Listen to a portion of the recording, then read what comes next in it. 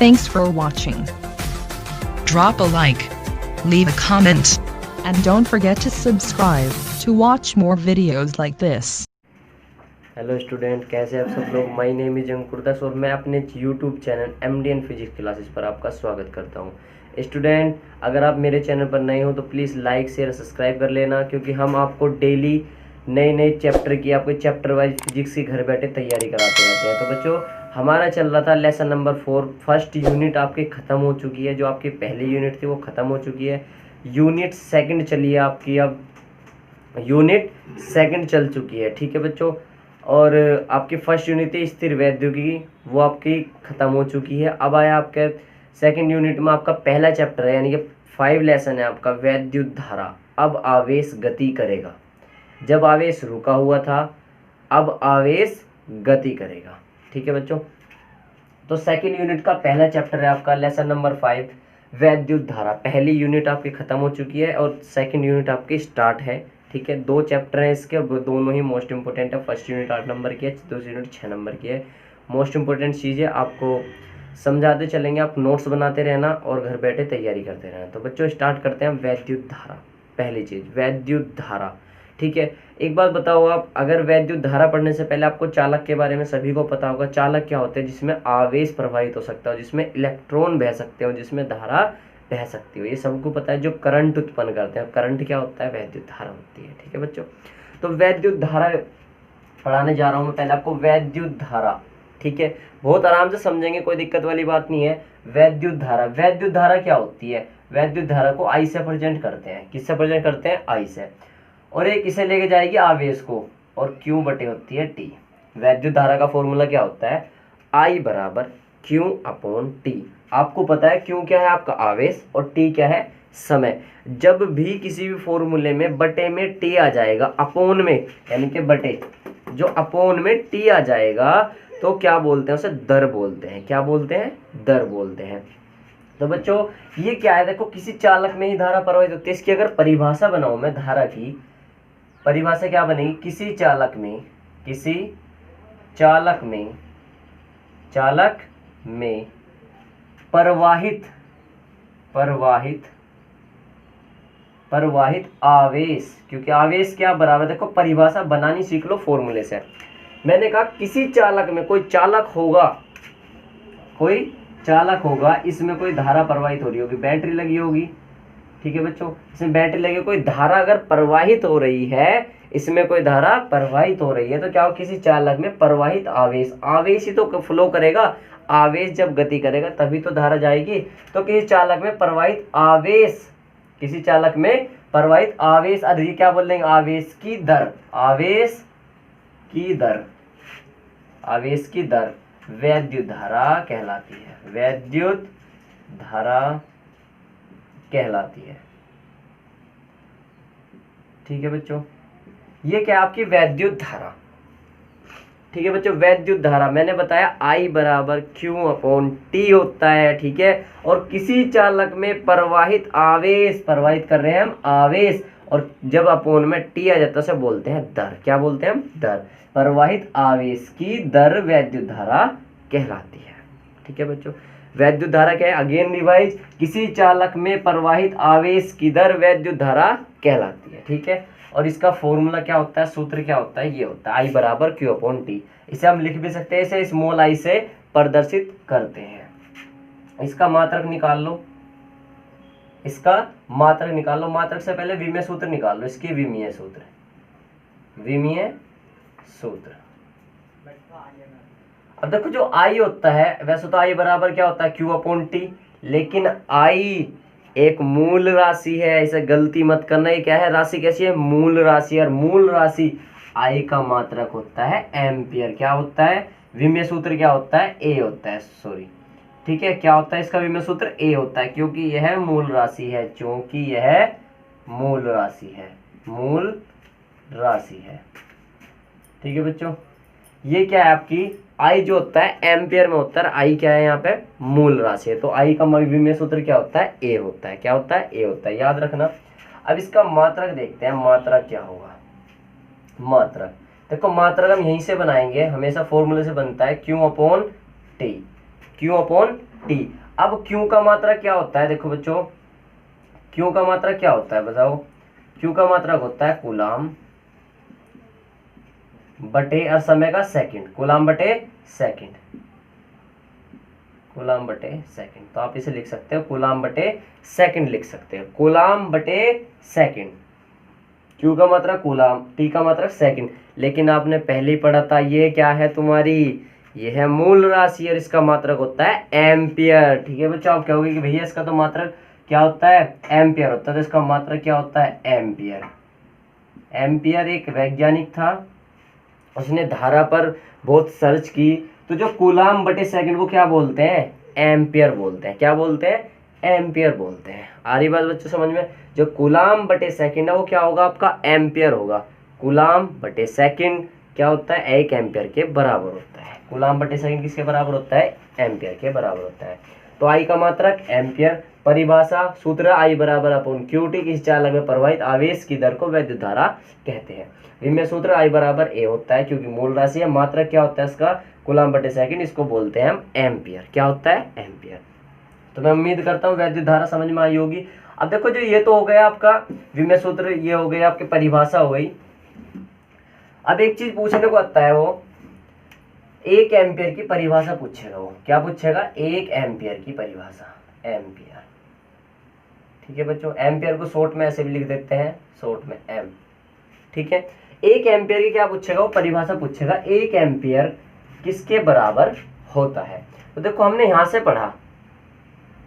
पढ़ा कि जो आपका 1 एम्पियर है वो कब होगा, जब Q अपॉन टी, यानी कि आपने पढ़ा Q बराबर I बराबर Q अपॉन टी।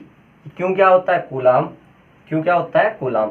तो मैं इसे लिख सकता हूँ, इफ यदि Q का मान 1 कूलाम हो और T का मान 1 सेकंड हो, Q का मान 1 कूलाम हो और T का मान 1 सेकंड हो, तो Q का मान भी 1 हो गया, T का मान भी 1 हो गया। तो I का मान क्या आएगा, देन तब I बराबर 1/1 यानी कि 1 और मात्रा क्या होगा, 1 एम्पियर। तो ये क्या बन गया, 1 एम्पियर कब होगा, जब Q का मान 1 होगा, T का मान 1 सेकंड होगा। तो देन I बराबर 1 एम्पियर। तो इसकी परिभाषा कैसे बनेगी बच्चों, परिभाषा कैसे बनेगी, किसी चालक में 1 सेकंड में, किसी चालक में 1 सेकंड में 1 कूलाम आवेश प्रवाहित होता हो तो वो क्या होती है, उसकी 1 एम्पियर धारा कहलाती है। अगेन रिवाइज, किसी चालक में प्रति सेकंड, या तो प्रति सेकंड बोल सकते हो आप, या बोलोगे 1 सेकंड में, किसी चालक में 1 सेकंड में जितना आवेश प्रवाहित होता है वह उसकी वैद्युत धारा, यानी कि तब उसकी वैद्युत धारा 1 एम्पियर कहलाती है। ठीक है बच्चों, अगेन रिवाइज करा रहा हूँ, इंपॉर्टेंट है। 1 एम्पियर किसी चालक में प्रवाहित आवेश, किसी चालक में 1 सेकंड में, किसी चालक में 1 सेकंड में 1 कूलाम आवेश प्रवाहित हो तो चालक की वैद्युत धारा 1 एम्पियर कहलाती है। ठीक है बच्चों, ये क्या हो गई आपकी 1 एम्पियर की परिभाषा हो गई। इसमें कुछ दिक्कत हो तो आप बता सकते हो। ठीक है बच्चों, अब वो पूछता है, अगला पॉइंट पूछता है 1 एम्पियर में इलेक्ट्रॉन की संख्या। 1 एम्पियर में इलेक्ट्रॉन की संख्या, इलेक्ट्रॉन की संख्या क्या होती है बच्चों, n होती है। क्या होती है, n, स्मॉल n, ये पढ़ गए हैं। अब देखो हमने पढ़ा I बराबर Q अपॉन टी, तो इलेक्ट्रॉन की संख्या कैसे निकाल लेंगे, हमने जो शुरू में ही पढ़ा था, क्या पढ़ा था, Q बराबर Ne पढ़ा था। क्या पढ़ा था, Q बराबर Ne। तो यार Q की जगह क्या रखेंगे आप, Ne रख दो और अपोन में T। सही है, हमें निकालना n का मान, तो T की इधर गुना कर दो, I इंटू टी बराबर Ne। तो n का मान कितना आ गया बच्चों, n का मान आ गया IT और बटे में हो जाएगा T। कोई दिक्कत, यहाँ तक समझ में आया। ठीक है, अब इससे आगे का यहाँ पे समझेंगे। जब n बराबर बच गया आपके पास IT अपोन में E, IT अपोन में E बैठ गया। ठीक है बच्चों, अब देखो उसने पूछा 1 एम्पियर में इलेक्ट्रॉन संख्या, तो 1 एम्पियर में I का मान कितना होता है, 1 होता है। I का मान 1, T का मान कितना होता है, 1 होता है, और E का मान क्या होता है, इलेक्ट्रॉनों की संख्या, इलेक्ट्रॉन की संख्या क्या होती है 1.6 इंटू आप 10 की पावर माइनस के 19। ये बच गया 1 अपोन में 1.6 इंटू 10 की पावर माइनस के 19। ये पॉइंट हटाओगे आप, ऊपर एक जीरो लगाओगे। ठीक है, इसको ऊपर ले जाओ, 10 की पावर को 10 गुना 10 की पावर ऊपर जाएगी, 10 की पावर प्लस के 19 और बटे में 16। इस पे माननी नहीं चलने की तो आप थोड़ा और सोल्व कर लो इसको। यहाँ से भी चला सकते हो आप भाग, यहाँ से भी कर सकते हो, लेकिन मैं क्या कर रहा हूँ, इसको ऐसे लिख रहा हूँ 19 को 18 गुना 10, 18 गुना 10 10 की पावर, और इस 10 की गुना कर रहा हूँ इसमें, तो बैठ गया आपका 100/16 गुना 10 की पावर प्लस के 18। 16 से 100 को भाग कर लो, भाग आप पे आती होगी 16 छिक्कम 96, ये बैठ गई 4, जीरो उतार लो, 16 छिक्कम 96, पॉइंट लगा के जीरो उतार ली मैंने यहाँ पे, 16 दूनी 32, 8 पॉइंट लगी रहा, जीरो उतार लो यहाँ पे, 16 पंजे 80, तो ये आ गया आपके पास 6.25 इंटू 10 की पावर 18 इलेक्ट्रॉन, यानी कि इलेक्ट्रॉन की संख्या क्या होगी आपकी, ये हो चुकी है। ठीक है, ये क्या आपके पास आ गया, इलेक्ट्रॉनों की संख्या आ गई। एन का मात्रा कुछ नहीं होता, तो ये क्या आ गया, इलेक्ट्रॉनों की संख्या आ गई। ठीक है बच्चों, कोई दिक्कत आता है, 1 एम्पियर में इलेक्ट्रॉन की संख्या निकालनी थी, आई बराबर Q/T, क्यू का मान कितना होता है, एन ई होता है, एन ई यहाँ पे रखा, एन का मान निकालना था, एन बराबर IT/E हो गया। 1 एम्पियर में कहा था तो आई का मान भी 1 होता है, टी का मान वो 1 होता है, इसका ई का मान आपने यहाँ पे रखा, इसको सोल्व कर लिया, आपका आंसर आ चुका है। ठीक है, दूसरा तरीका इसका ये है, आई बराबर क्या, देखो अगर यहाँ से मैं क्यू का मान निकल लूँ, क्यू बराबर क्या बैठ जाएगा, आई इंटू टी की इधर गुना कर दो टी, क्यू बराबर आई टी, आपने पढ़ रखा क्यू बराबर आई टी होता है समीकरण फर्स्ट, और आप पहले पढ़ के आए हो क्यू बराबर एन ई, दोनों की तुलना कर दो 1 व 2 से, 1 व 2 से, 1 व 2 से दोनों की तुलना कर दो, ये बैठ जाएगा एन ई बराबर आई टी। ठीक है बच्चों, ये वाला फॉर्मूला बनेगा, यहाँ से भी आप कर सकते हो। ठीक है, मैं उम्मीद करता हूँ ये आपके समझ में आया होगा। ठीक है बच्चों, तो अगला टॉपिक हम लेते हैं। तो बच्चों अगला टॉपिक लिया हमने धारा घनत्व, धारा घनत्व। ठीक है, आपको मैंने एम्पियर धारा बताई, वैद्युत धारा बताई, 1 एम्पियर बताया, 1 एम्पियर में इलेक्ट्रॉनों की संख्या बताई। ठीक है, उसे समझ लेना, फिर इसके बाद आता है धारा घनत्व। ठीक है, तो इससे पहले मैं थोड़ा सा रिवाइज बताता हूँ आपको। मैंने आपको बताया था सतत आवेश वितरण में पृष्ठीय आवेश घनत्व, पृष्ठीय आवेश घनत्व। जब आपको मैंने बताया था पृष्ठीय आवेश घनत्व, क्या बताया था, सिग्मा, सिग्मा बराबर बताया था Q/A, क्योंकि पृष्ठ में ये होता है आवेश बहता है। ठीक है, ये सिग्मा से प्रदर्शित करता है, अगर नहीं देखा हो तो आप देख लेना पिछली वीडियो में। तो देखो यहाँ पे है धारा घनत्व, क्या है, धारा घनत्व। तो जो धारा घनत्व होगी, धारा घनत्व होगी, जो धारा घनत्व होता है उसे जे से प्रेजेंट करते हैं, किससे प्रेजेंट करते हैं, जे से, जे। ठीक है, तो जे बराबर होगा, अब देखो इसमें धारा है, क्या है यहाँ पे, धारा, तो धारा आ जाएगी बस यहाँ पे, वहां तो आवेश घनत्व था, यहाँ क्या हो गई, धारा, तो धारा आ गई, और घनत्व के लिए लग जाएगा आपका ए, जे बराबर I/A। समझ में आया बच्चों, ये थी आपके पृष्ठीय आवेश घनत्व। आवेश घनत्व था तो ये क्या था, क्यों था आवेश, यहाँ पे धारा घनत्व, और जे से प्रेजेंट करते हैं, यहाँ पे सिग्मा से प्रेजेंट करते थे, यहाँ पे जे से प्रेजेंट करते थे, जे बराबर धारा है तो I/A। ठीक है, तो इसकी जब परिभाषा बनाएंगे हम, इसकी जब परिभाषा बनाएंगे तो कैसे बनाएंगे, देखो 2 तरीके हैं। पहला तरीका, इस क्षेत्रफल को क्या मान लो, एकांक मान लो, यदि ए का मान 1 मीटर स्क्वायर, इसे बोलते हैं एकांक, एकांक। ठीक है, तो क्या बोल लेंगे इसकी परिभाषा, चालक के, किसी चालक के एकांक, एकांक क्षेत्रफल में, देखो जब ए का मान 1 मान लिया तो देन जे बराबर क्या बैठ जाएगी, आई बैठ जाएगी, नहीं बैठ जाएगी, चालक के, किसी चालक के एकांक क्षेत्रफल में प्रवाहित धारा, धारा आ रही है ना बराबर, तो प्रवाहित धारा, क्षेत्रफल में प्रवाहित धारा, धारा घनत्व कहलाता है, धारा घनत्व कहलाता है। ठीक है बच्चों, अगेन रिवाइज, जे बराबर धारा घनत्व, जे से प्रेजेंट करता है, धारा है तो आई आ गया, घनत्व के लिए ए आ गया, क्षेत्रफल नीचे, तो जे बराबर I/A, जे बराबर I/A हो गया। ठीक है, ए बराबर मैंने मान लिया 1 मीटर स्क्वायर, क्योंकि मात्रा एक होता है तो एकांक बोलते हैं ऐसे, जब भी बटे में कुछ चीज होगी तो एकांक बोल देंगे परिभाषा बनाने के लिए। तो जे बराबर हो गया आई, जे बराबर आई, क्योंकि ए का मान तो 1 हो गया। ठीक है, तो क्या होंगे, किसी चालक में एकांक क्षेत्रफल में, एकांक क्षेत्रफल में प्रवाहित धारा, धारा के बराबर क्या रहा, जे, तो प्रवाहित धारा आई, धारा घनत्व जे कहलाता है। ठीक है बच्चों, उम्मीद करता हूँ आ गया होगा समझ में। मात्रक होगा इसका, मात्रक दूसरे शब्दों में और बता दूं परिभाषा, दूसरे शब्दों में क्या, किसी चालक में प्रवाहित आवेश और चालक के क्षेत्रफल यानी कि ए के अनुपात को जे कहते हैं।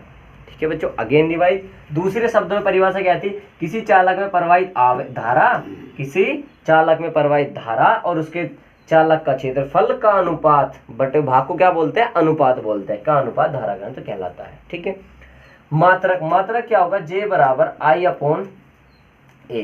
ठीक है, जब मात्रा निकलने आई का क्या होता है, एम्पियर होता है जी, एम्पियर, और ए का क्या होता है, मीटर स्क्वायर, क्या होता है, मीटर स्क्वायर, तो एम्पियर बटे मीटर स्क्वायर, एम्पियर बटे मीटर स्क्वायर। इसकी विमा सूत्र निकाल लो, विमा सूत्र यानी कि विमा जे बराबर आई अपॉन ए, आई अपॉन ए। जब इसकी विमा सूत्र लिख देंगे, आई का क्या होता है, ए होता है जी, एम्पियर ए, और ए का क्या होता है, लंबाई गुना चौड़ाई, तो ये होता है एल स्क्वायर, क्या होता है, एल स्क्वायर, एल स्क्वायर को ऊपर ले जाओ तो ये आपका है जी एल ऊपर जाकर एल माइनस 2, तो विमा सूत्र क्या आ गया इसका, ए एल माइनस 2।